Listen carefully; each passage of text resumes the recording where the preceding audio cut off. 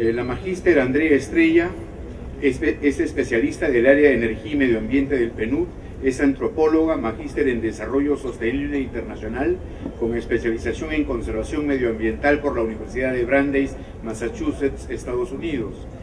Experiencia en gestión y dirección de proyectos internacionales de desarrollo centrados en el medio ambiente y alivio de la pobreza. Participación en evaluaciones de impacto ambiental para proyectos mineros de gran envergadura. Experiencia de trabajo en el Programa de las Naciones Unidas para el Desarrollo en Nueva York, en el Grupo de Medio Ambiente y Energía. A continuación, la conferencia sobre cambio climático de la magíster Andrea Estrella. Aplausos.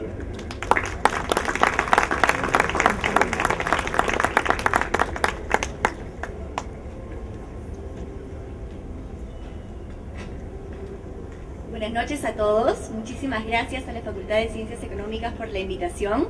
Yo sé que estaba planificado que iba a venir Didier Trebuch, nuestro representante adjunto. A él se le presentó una emergencia de último minuto, fue convocado por nuestra sede de Nueva York y tuvo que hacer un viaje urgente.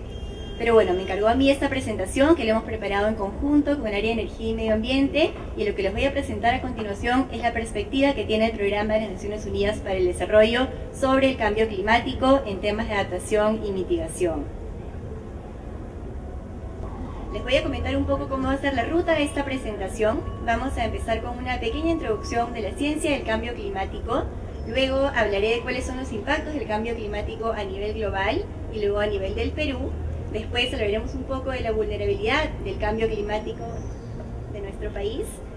Y después un poco de los temas de mitigación del cambio climático, de las opciones que tenemos como país para lograr un desarrollo bajo en emisiones y resiliente al cambio climático. Luego de la necesidad de adaptarnos al cambio climático, como ha mencionado el licenciado doctor Víctor Montero. Y luego un poco sobre las recomendaciones de políticas que como país podemos adoptar para enfrentar el gran reto, el gran desafío que es el cambio climático.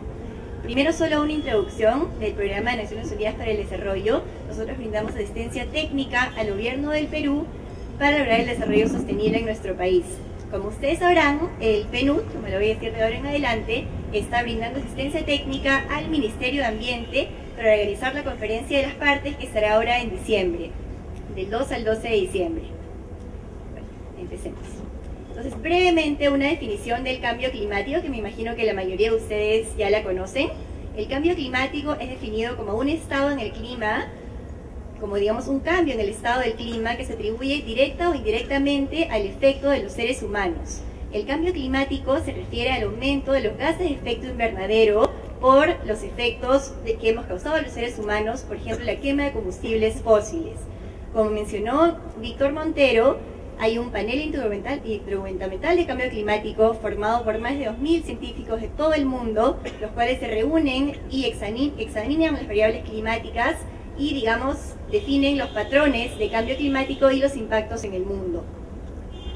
Es importante resaltar también que el cambio climático se refiere a un cambio a largo plazo en el clima. Es muy diferente del clima y del tiempo, que se refiere a un corto plazo. El cambio climático es examinado desde alrededor del año 1800 hasta nuestra época actual. Entonces, ¿qué es el cambio climático, no? Es importante decir que las emisiones del cambio climático, a pesar de todas las políticas para mitigarlo, han estado aumentando de manera sin precedentes en los últimos 10 años. El cambio climático, como nuestro secretario general de Naciones Unidas lo resalta, Ban Ki-moon, es el reto más grande de nuestra historia. Es el desafío más grande al que hemos tenido que enfrentarnos en nuestros tiempos. Esto está generando un impacto en términos económicos, sociales, ambientales, los cuales lo único que hacen es recrudecer las condiciones de pobreza en nuestro país y en el mundo. Quiero mostrarles un modelo de calentamiento global que lo desarrolla Hadley Center. Cuando ustedes vean que se pone rojo el globo terráqueo, significa un aumento de 3 grados o más de temperatura. Esta es la proyección que vamos a ver hasta el año 2100. Esto es solo uno de los modelos que se han generado sobre cambio climático. Hay muchos modelos con diferentes proyecciones. Lo importante de esto, es importante resaltar que hay un acuerdo por el IPCC que señala que los niveles seguros de calentamiento global serían hasta los 2 grados centígrados. Sin embargo, la mayoría de los modelos ya señalan un calentamiento global de 3 grados centígrados o más. Esto está asociado a un aumento en las emisiones de gases de efecto invernadero de más de 400 partes por millón. Les quería comentar también que la semana pasada tuvimos el honor de recibir al presidente del panel intergubernamental de cambio climático, el doctor Rajendra Pachauri, receptor del premio Nobel, el cual nos dijo que, digamos, no hay opción para el cambio climático, no hay un plan B para el cambio climático, no tenemos otro planeta y lo que necesitamos es actuar, y es actuar ahora. Lo que nos falta es tiempo. Este es otro de los modelos de calentamiento global desarrollado por Hadley Center, en el que muestra que en nuestro país va a haber un aumento de temperatura de aproximadamente 3 grados centígrados hasta el año 2100. Cuando se habla de un aumento de temperatura de 2 grados centígrados como un nivel seguro, se refiere a un promedio a nivel mundial. Es decir, en Sudamérica puede aumentar 7 grados centígrados y en el norte puede aumentar 10 y en África 3 grados centígrados, pero la idea es que 2 grados centígrados como promedio global es el límite seguro. Sin embargo, hemos estado leyendo varios informes, por ejemplo, un informe desarrollado por MIT, el Massachusetts Institute of Technology, el cual dice que, digamos, logrando todos los acuerdos planeados en esta COP y en la COP del 2015 en París, no se va a lograr llegar a un límite seguro de 2 grados centígrados, sino se está hablando de aproximadamente 2.6 grados centígrados, lo cual ya implica mucho más desastres y mucho más impacto de lo que estamos sintiendo en este momento. Y bueno, importante resaltar que hasta ahora la temperatura terráquea ha aumentado de temperatura desde épocas preindustriales, es decir, alrededor de 1880, hasta ahora 0,85 grados centígrados. Entonces, ¿qué es lo que nos espera en un escenario de cambio climático si es que seguimos con el modelo de crecimiento actual, con el business as usual, como le llaman? ¿No? Esperamos un calentamiento del globo terráqueo de alrededor de 3 grados centígrados o más, ¿no? Actualmente también, según la evaluación de ecosistemas del milenio, el 60% de los ecosistemas están actualmente dañados o degradados, ¿no? Con una pérdida de biodiversidad asociada a ello, y esperamos también que crezcan los consumidores de 1 a 3.000 millones para el 2030. Estos consumidores generarán un consumo de 140 miles de millones de toneladas de combustibles fósiles, de minerales, etc.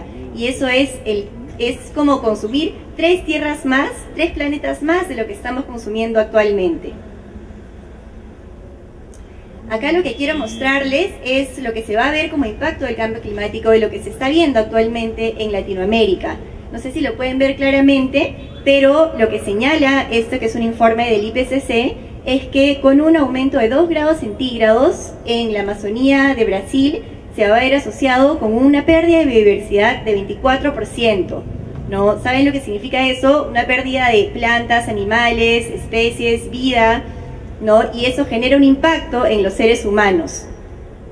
En el Perú esperamos, y ya estamos viendo, el derretimiento de glaciares, los cuales se han reducido alrededor de 35% en los últimos 30 años, y eso tiene un impacto fuertísimo, ya que el Perú, como sabemos, depende en alrededor de un 60% de la energía hidroeléctrica. Entonces, digamos, no solo perdemos agua para consumo humano, sino también perdemos energía. Eso va a generar precios más altos de energía en el mediano y largo plazo y eventualmente escasez y cortes de energía, si es que no cambiamos y no nos empezamos a adaptar al cambio climático, como vamos a ver más adelante.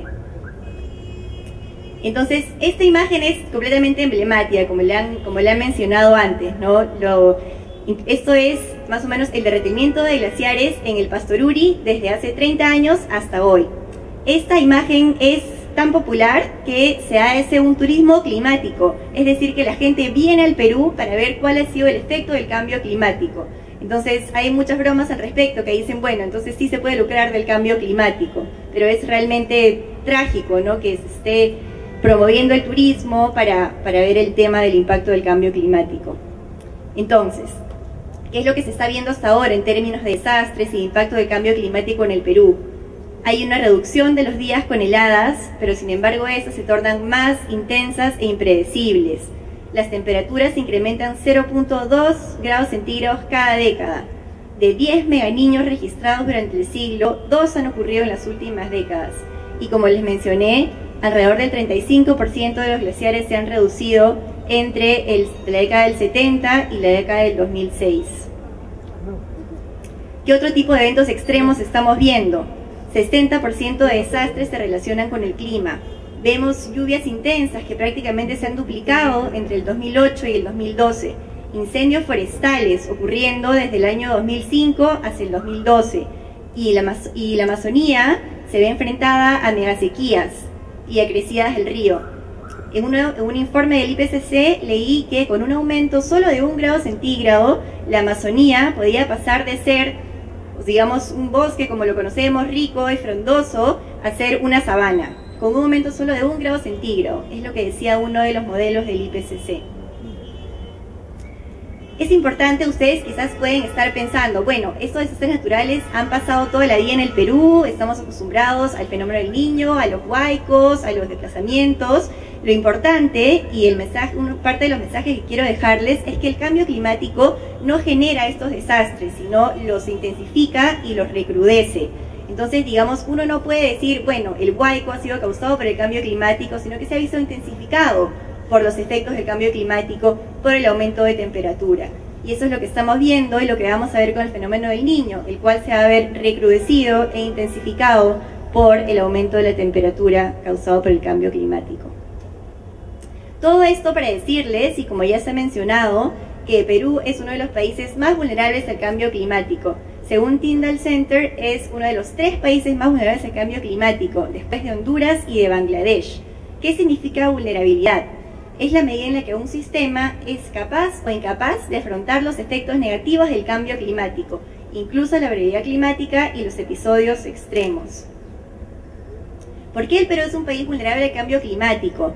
Bueno, como ya se ha mencionado, el Perú es un país mega diverso, completamente biodiverso, con diferentes climas, altitudes, geografías, y además hay un tema de estrés hídrico en nuestro país, en el que el 98% de los recursos hídricos se encuentran en la zona oriental, y sin embargo 2 de cada 3 peruanos vivimos en la costa, lo cual ya genera un tema de escasez hídrica, el cual, como ya les mencioné, como el agua viene del derretimiento de los glaciares, esta eventualmente, bueno, primero va a aumentar la cantidad de agua que llega hacia Lima, y luego eventualmente va a haber una escasez del recurso hídrico.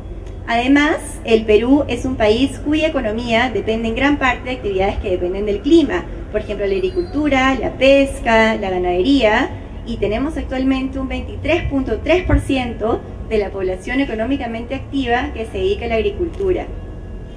Además de eso, cabe resaltar la situación de inequidad, desigualdad y altas condiciones de pobreza que se viven en el país, pobreza y exclusión social. Entonces, otro de los mensajes importantes que siempre queremos dejarle en este tipo de presentaciones es que una vulnerabilidad en los ecosistemas, un impacto del cambio climático, nos impacta a todos nosotros. Esto no significa, digamos, el cambio climático no hay que verlo como algo que va a pasar en la sierra y que va a afectar a los productores pobres, o que, digamos, va a afectar solo a la gente de la selva. No es así. No, el cambio climático nos va a afectar a todos nosotros. ¿Por qué? Porque si hay una disminución de la producción agropecuaria en la sierra, eso va a generar mayores precios en los consumidores de Lima y del resto del Perú. ¿No? Lo mismo con la pesca, ¿no? Al reducirse la biomasa del mar, esto va a generar una disminución de proteínas y por ende también mayores precios en los consumidores. Quiere decir que todos vamos a estar afectados por el cambio climático y ya nos estamos viendo afectados por el cambio climático. Entonces, por ejemplo, aquí está el ejemplo de la pesca, ¿no? Cómo la afectación del ecosistema marino y de la biomasa de la anchoveta en el corto plazo reduce el número de embarcaciones que salen a pescar y de las personas empleadas en las faenas de captura y desembarque. Esto se refleja después en una reducción de empleos en la cadena de procesamiento y afines, en cuyas fases están involucradas muchas mujeres.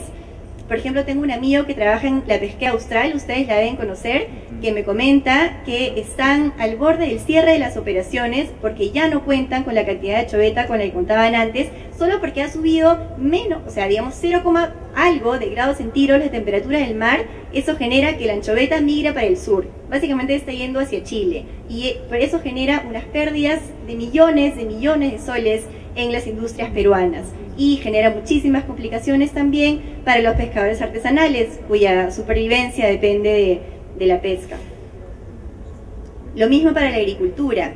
El aumento de la temperatura y de la intensidad de las lluvias genera un aumento de las plagas y una reducción de la productividad de cultivos por el estrés hídrico y una pérdida rápida de la fertilidad del suelo. Se reduce la disponibilidad de alimentos para consumo de las poblaciones rurales y se presenta un escarecimiento de los productos alimenticios en los mercados urbanos. Es decir, nos afecta a todos nosotros. Y una cita muy bonita, muy representativa, de una persona de los bosques de conservación de Alto Mayo, que señalaba: sin bosques no hay lluvias, no hay producción, no hay actividades económicas para la población.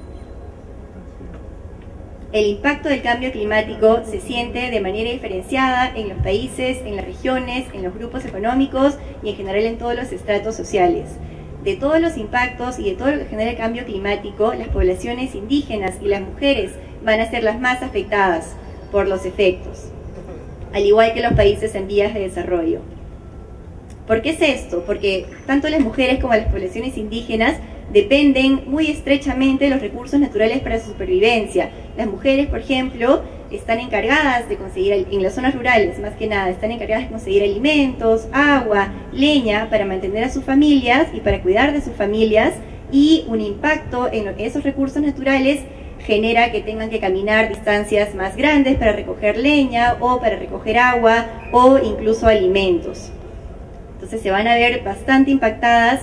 Y cabe resaltar que las mujeres, a pesar de que son, digamos, las depositarias, ¿no?, de toda esta responsabilidad, además de conocimiento ancestral, son las que menos acceso tienen a la propiedad y digamos, a un empoderamiento.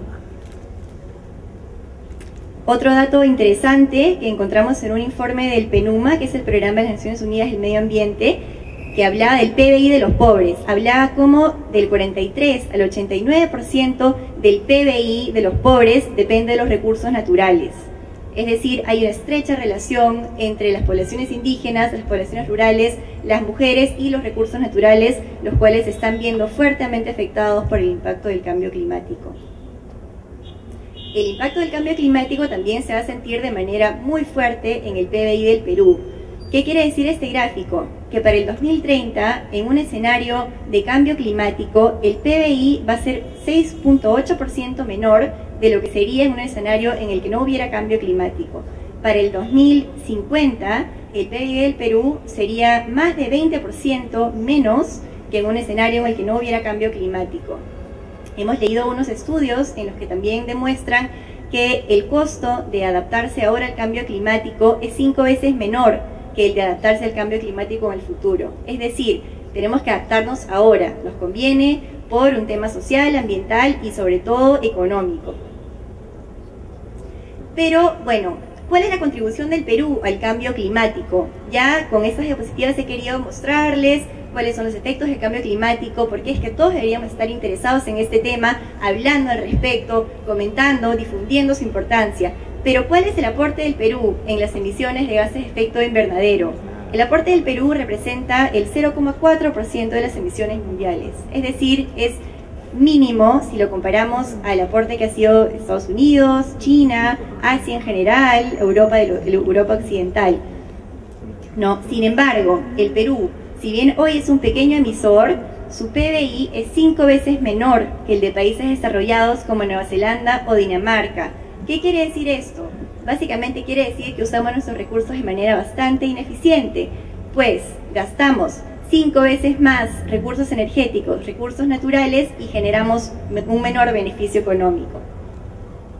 Con esta lámina quiero mostrarles cómo básicamente el crecimiento del Perú ha estado ligado a un aumento en las emisiones de gases de efecto invernadero, que derivan de un incremento de la población, de nuestros patrones de producción y consumo, del uso energético, de la deforestación. La deforestación en el Perú es ahorita la causa máxima de emisiones de gases de efecto invernadero y otros factores.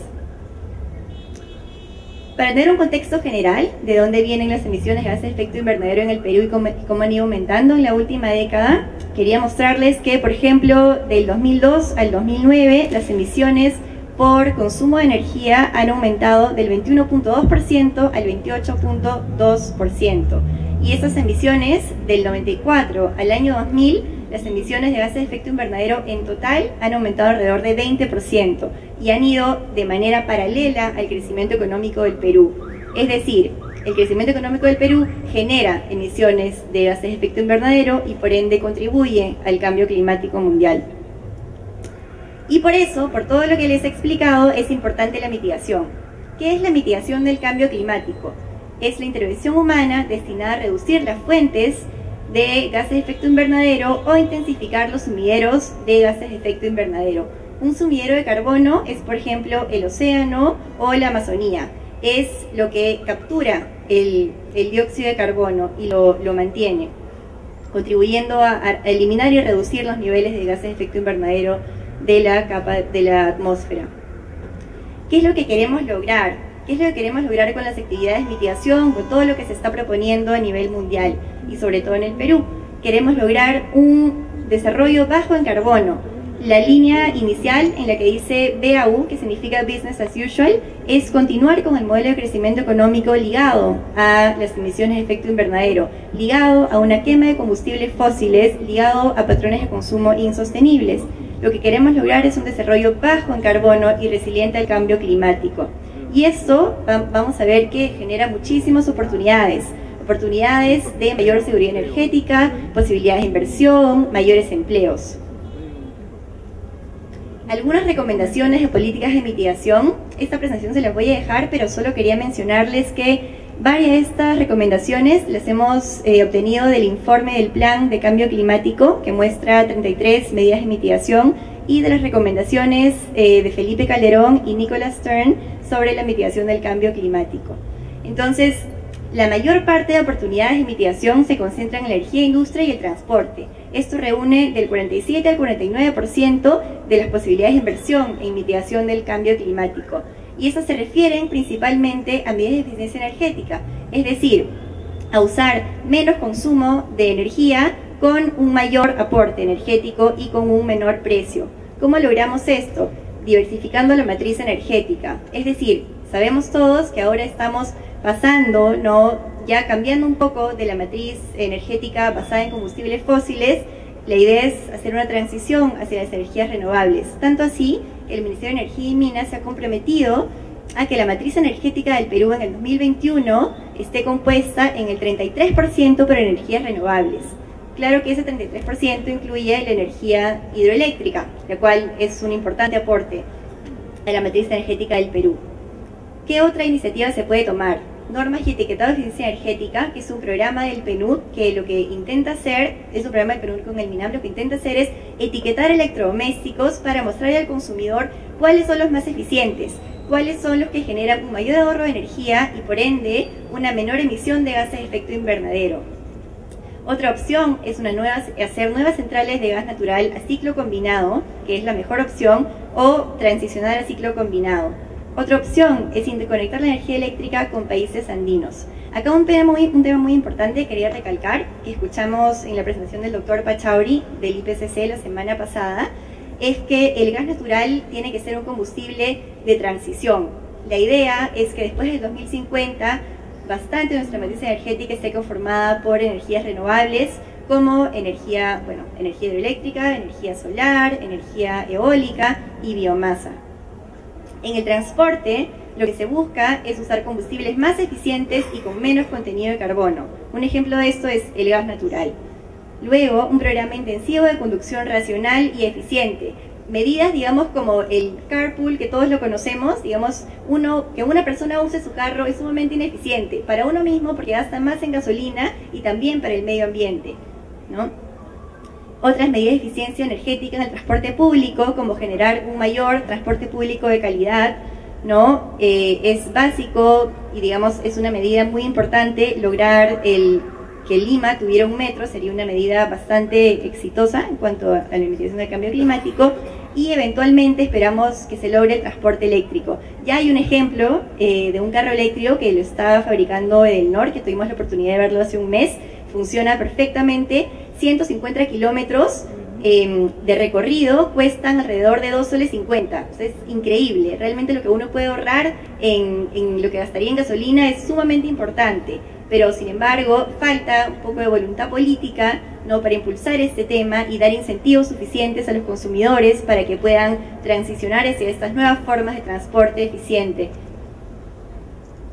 En el tema de residuos sólidos, es súper importante el tema de transformar residuos orgánicos, el tema del compostaje y la biodigestión.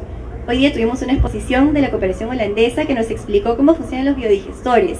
Los biodigestores lo que hacen, por ejemplo, es aprovechar los residuos, los excrementos de la ganadería que generan el gas metano y bajo un proceso de combustión generan gas natural. Esto puede servir incluso para calentar una casa. Con el gas natural le da a las poblaciones rurales la posibilidad de tener gas natural para cocinar sus comidas y además en algunos casos en los que la producción ganadera es abundante generan electricidad. Entonces es un programa que se está impulsando, pero la idea es que no sean solo iniciativas aisladas, sino que se convierta en un programa impulsado a nivel nacional y que se den los incentivos necesarios. Luego, en el tema del uso forestal, del uso de la tierra y temas forestales, la reforestación de tierras abandonadas, la forestación de áreas nuevas, la conservación de bosques, la intensificación de la agricultura para producir más en menos espacios y promover la agroforestería y la silvicultura. La agroforestería básicamente lo que se trata es de pasar del monocultivo, que es un solo cultivo, por ejemplo de café, a cultivar café combinado con otras especies naturales. Por ejemplo, el café bajo sombra, que crece con muchos árboles y ya se ha demostrado que el sabor es más rico, que la producción es más abundante, ¿no? Entonces hay ciertos co-beneficios de hacer estas prácticas que son sostenibles para el medio ambiente y también pueden resultar rentables para las poblaciones. Un tema importante sobre el uso de la tierra y el uso forestal es que, como ya se ha mencionado, la Amazonía y los bosques son un sumidero de carbono. Entonces, al reforestar la tierra y al conservar los bosques, estamos contribuyendo a que declinen las emisiones de gases de efecto invernadero. En cuanto a la energía doméstica, como les he mencionado, el uso de la biomasa, por ejemplo de los biodigestores, es un tema que se está impulsando bastante, y otros temas que cualquiera de nosotros puede adoptar, por ejemplo, cambiar de los focos normales a los focos ahorradores o focos LEDs, que, digamos, comprar el foco es un costo un poco más alto, pero dura muchísimo más de lo que duraría un foco normal. Luego, sustituir calentadores de agua eléctricos por sistemas de calentadores de agua solares. Las cocinas de leña, sustituirlas por cocinas mejoradas. Este ha sido un programa del PNUD que ha sido impulsado a nivel de muchas regiones. Hemos instalado más de 80.000 cocinas mejoradas a nivel de todo el Perú. Y usar electrodomésticos eficientes, que es lo que se espera lograr con este programa que ya les he mencionado, en el cual ustedes, esperemos que ya el próximo año podrán ver una etiqueta en la que diga qué tan eficiente es el electrodoméstico.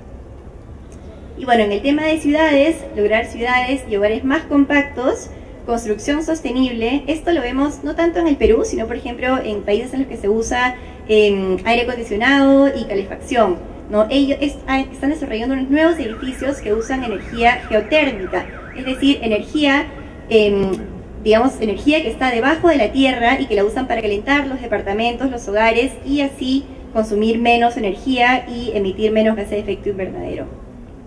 Y bueno, luego despliegue de tecnologías urbanas nuevas que ya existen. Es importante resaltar que la mitigación también produce co-beneficios.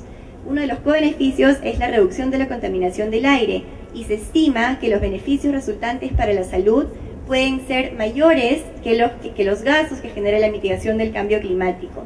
Otros efectos positivos son la seguridad energética, la mejora de balance comercial, llevar a áreas rurales servicios energéticos, por ejemplo con paneles solares, con el tema de los biodigestores que les he comentado, con estos parques de energía eólica que se están construyendo ahora, por ejemplo en Ica, ¿no? Y generar mejores empleos en agricultura, empleos sostenibles y a la vez reducir las presiones sobre los ecosistemas. Es importante resaltar que el cambio climático, si bien es una amenaza, es un desafío, es también una oportunidad. Y es así como debemos percibirlo, como una oportunidad. Escuchaba una charla que la dio Nicholas Stern, que es uno de los pioneros en el cambio climático, un economista muy conocido, y él decía, los próximos 100 años son definitorios. Pueden ser los mejores de nuestra historia o los peores, y eso depende de nosotros, ¿no? El cambio climático es una oportunidad de mejorar la eficiencia energética, de transicionar hacia un desarrollo bajo en carbono y resiliente al cambio climático, el cual va a generar mejor empleo y mejores condiciones de vida para todos nosotros. Como ya se ha mencionado, el Perú es uno de los países más vulnerables al cambio climático y por ende el tema de la adaptación es clave.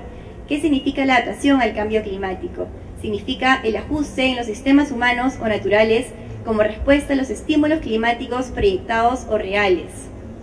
Esto es según el IPCC. Existen medidas de adaptación urgentes que reducen la vulnerabilidad de los ecosistemas y de las poblaciones que viven en estos ecosistemas.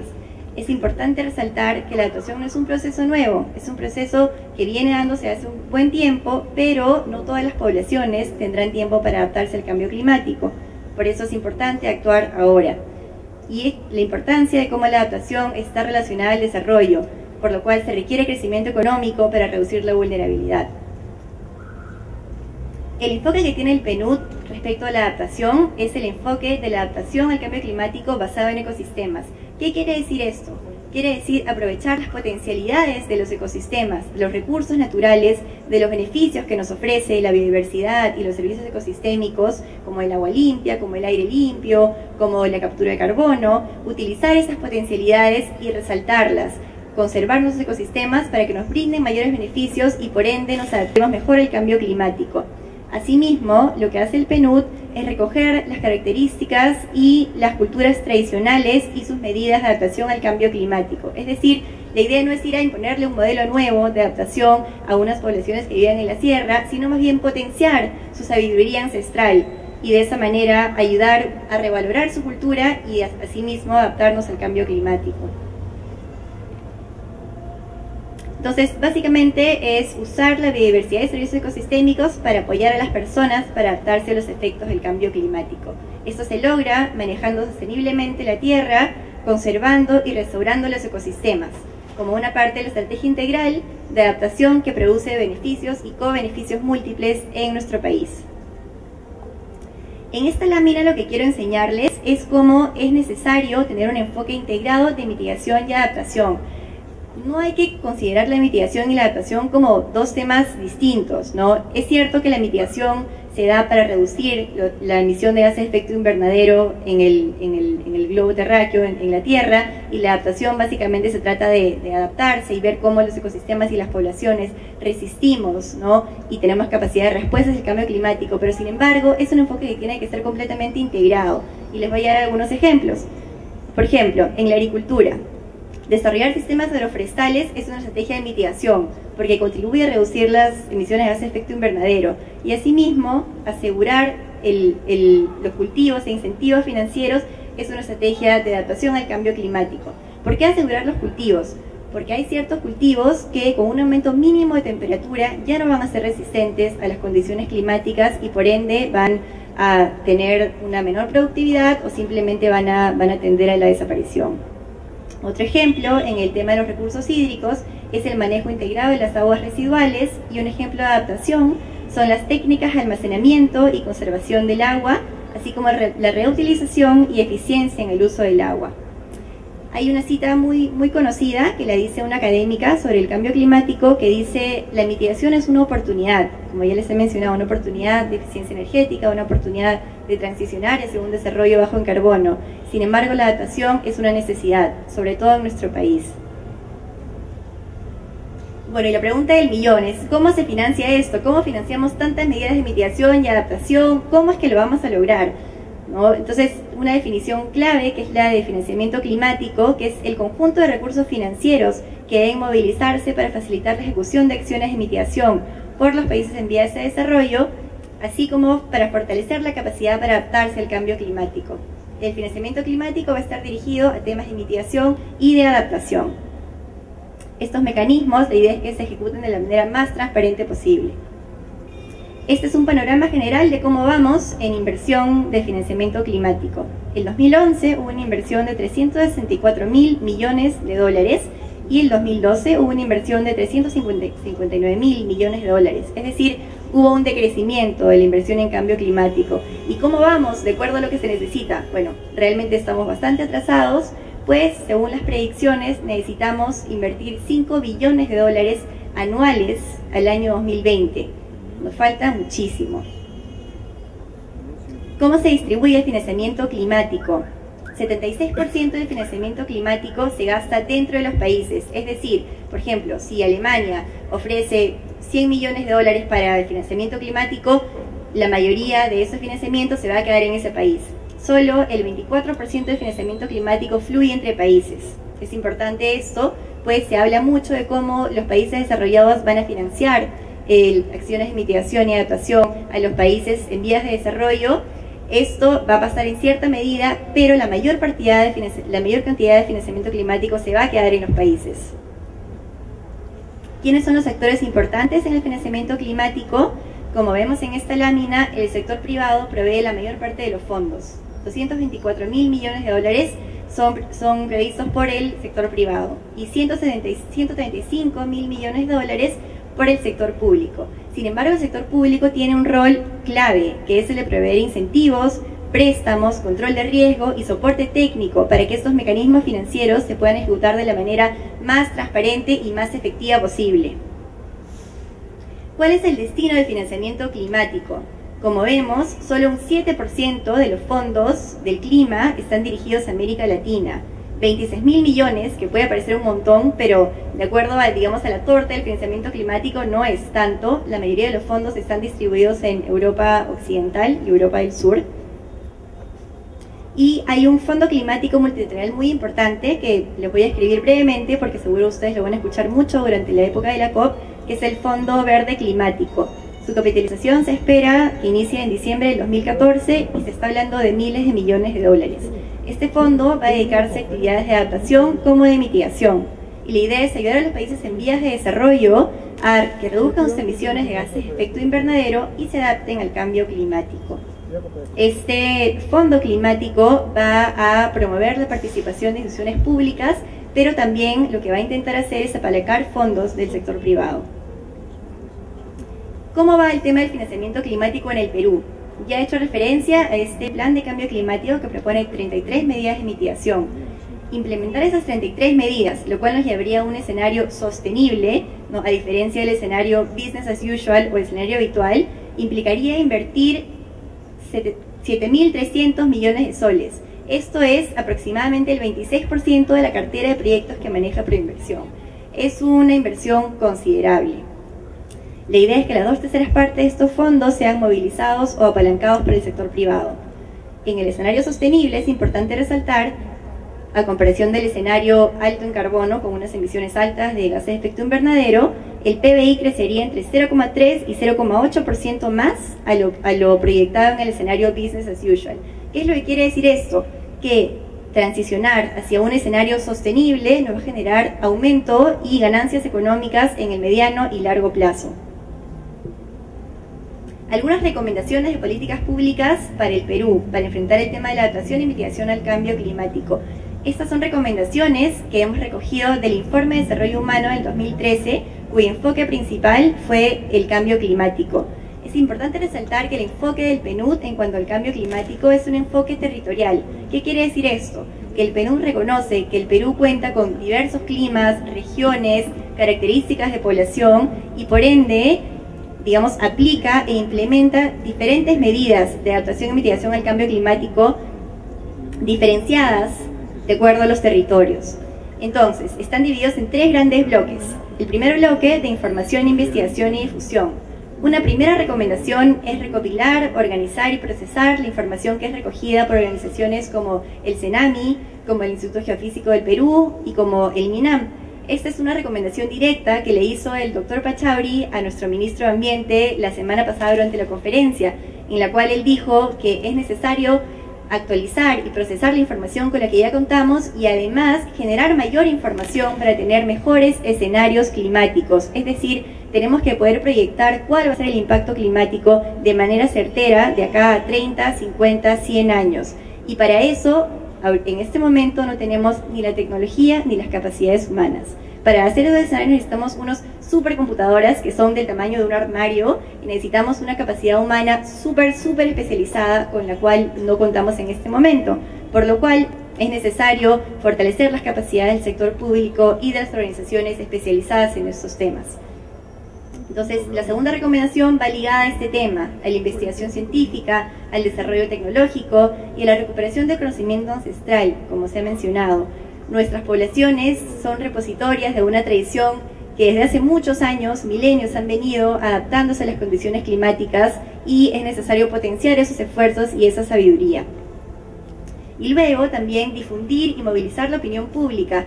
Para esto es muy importante el tema de la COP20. Se propuso que el Perú sea el anfitrión de la COP20 por este tema, porque iba a generar que el cambio climático estuviera en boca de todos. Como ustedes saben, y les voy a contar más adelante, va a haber una feria climática que se llama Voces por el Clima, que va a ser abierta al público en general. Entonces ahí esperamos una participación de miles de peruanos para enterarnos de los temas de cambio climático, qué es lo que puede hacer uno como individuo y qué es lo que está pasando a nivel de las negociaciones internacionales de cambio climático. Otro tema es el fortalecimiento y el compromiso institucional. ¿Qué quiere decir? Que tiene que haber una coordinación entre instituciones y una transversalización del cambio climático. ¿Qué entendemos por esto? El cambio climático no es solo un tema del Ministerio de Ambiente, en absoluto. Es un tema que debería estar incorporado en el Ministerio de Agricultura, en el Ministerio de la Producción, en el Ministerio de Energía y Minas, y eso es lo que intentamos hacer como PNUD, transversalizar el cambio climático, transversalizar la gestión del cambio climático a través de los sectores y a través de los tres niveles de gobierno, nivel nacional, regional y local. El tema del ordenamiento territorial es clave. Contar con un ordenamiento territorial vinculante que defina los usos del suelo a nivel nacional es súper importante para definir cómo es la característica de nuestro suelo y qué actividades están permitidas, qué actividades simplemente no deberían darse porque el territorio es sumamente vulnerable. Después, desarrollar instrumentos de gestión del cambio climático y capacitación y adopción por los sectores. Ustedes, no sé si habrán escuchado que hubo muchas propuestas para tener una ley de cambio climático, una ley marco de cambio climático. Esta ley aún no se ha aprobado y seguimos en el proceso de formular nuevas propuestas de leyes, nuevos modelos, digamos, y todavía no se logra la aprobación de una ley de cambio climático, la cual debería estar incorporada en todos los sectores. Otra recomendación de nuestro informe de desarrollo humano es aprobar la versión actualizada de la Estrategia Nacional de Cambio Climático y además crear una comisión interministerial de sostenibilidad ambiental y cambio climático. Es decir, nuevamente, el cambio climático tiene que estar involucrado en todos los sectores. Ya hay iniciativas del Ministerio de Economía y Finanzas de incorporar la variable del cambio climático en la presupuestación pública, en los planes de inversión pública, lo cual es algo que tiene que continuar y tiene que transversalizarse en todos los sectores. Y luego, para culminar, el tema del financiamiento climático.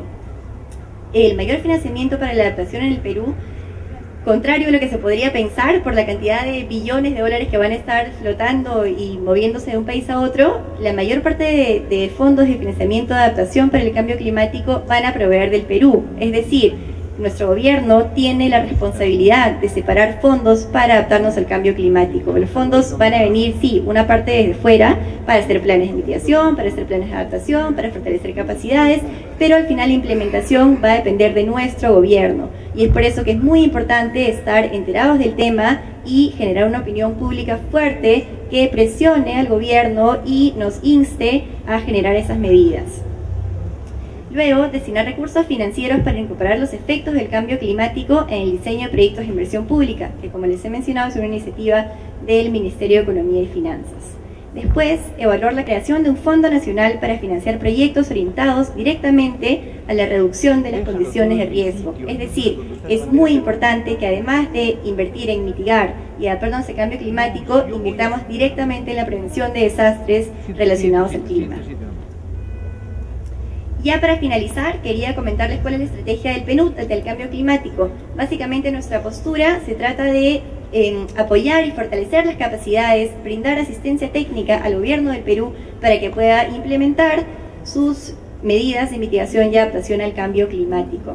Tenemos proyectos ahorita tenemos una cartera de 29 proyectos en más de 10 regiones del Perú, y les voy a mencionar solo algunos ejemplos de lo que estamos haciendo en temas de cambio climático. Por ejemplo, en Piura estamos haciendo una experiencia piloto de planes de emisiones de efecto, son planes de mitigación de gases de efecto invernadero a nivel de Piura. Estamos también recogiendo medidas de adaptación de las poblaciones vulnerables, las cuales se van a implementar a través de la gestión del gobierno regional. Estamos también introduciendo una ordenanza de cambio climático del Gobierno Regional de Piura para que este pueda ser asumido en el CEPLAR. Y también una iniciativa muy interesante es que estamos introduciendo la variable de cambio climático en la currícula escolar, para que desde muy chiquititos los niños se vayan enterando de lo que es el cambio climático, de los impactos que generará y de lo que se puede hacer para mitigarlo y Otra estrategia es diversificar las fuentes de financiamiento accesibles para los países y fortalecer su capacidad para ser combinadas y secuenciadas de manera efectiva y adecuada.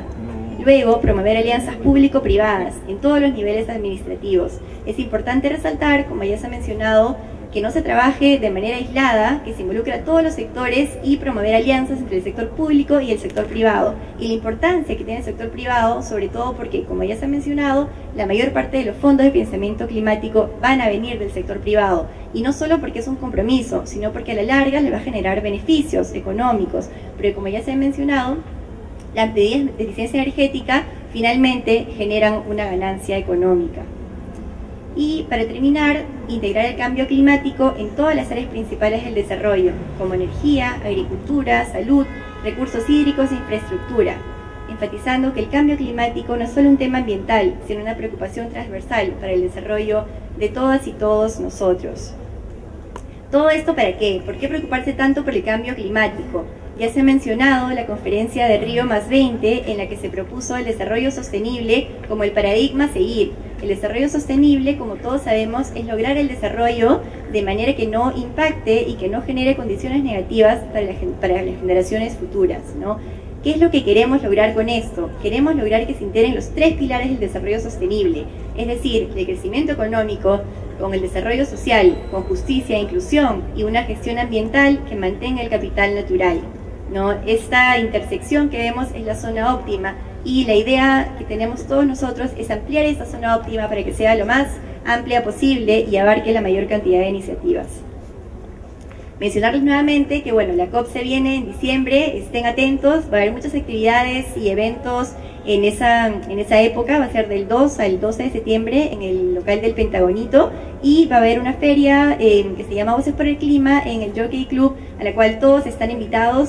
Estamos participando en la organización y les cuento que va a ser maravilloso, muchísimas iniciativas del Perú y del mundo. Y bueno, mencionarles también que esta COP20 es la primera COP que va a contar con una participación muy importante de la población indígena. Hay un proyecto de la cooperación noruega que lo que ha hecho es financiar que 300 indígenas de diferentes organizaciones del mundo vengan a participar en la COP y propongan sus propuestas de adaptación al cambio climático y de mitigación al cambio climático. Y luego, para cerrar esta presentación, solo quería dejarles con una frase que me gustó mucho, que dijo el doctor Rajendra Pachauri, es una frase de Gandhi, que dice: de nada sirve avanzar o la rapidez en avanzar si es que estamos yendo en la dirección equivocada. Entonces hay que juntar fuerzas para ir en la dirección correcta y lograr el desarrollo sostenible para tener una mejor vida todos nosotros y para dejar un mejor planeta para las generaciones futuras. Gracias.